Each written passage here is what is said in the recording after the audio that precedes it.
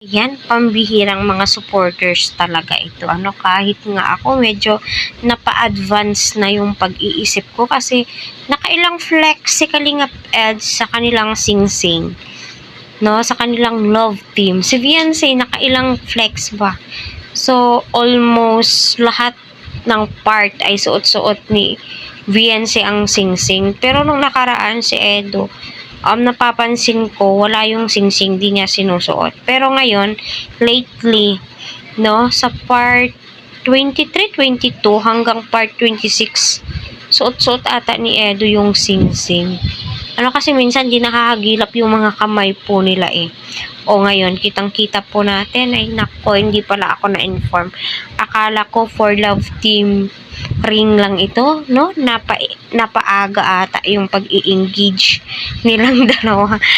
So nakakatuwa yung mga supporters, parang ako, advance mag-isip, yung tipong ikinakasal ko na silang dalawa, charot. Ayan, hello po sa ating lahat mga ka-Team EDC. Sana ay nasa mabuti po kayong kalagayan. So, yun po yung topic po natin. Ano po sa palagay nyo?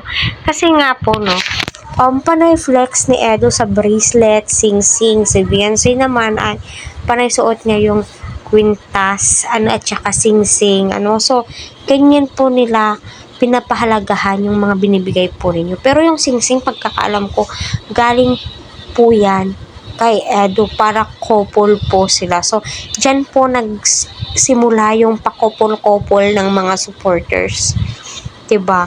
So, tayo naman, my God, kapag nakita natin, couple sila, kikiligin po tayo kasi ganun po nila pahalagahan yung isa't isa. No, ganun po. No, lalong-lalo na po itong si Viancy, nakakahalata na din po ako dito. Matagal na. No, kahit na mga viewers,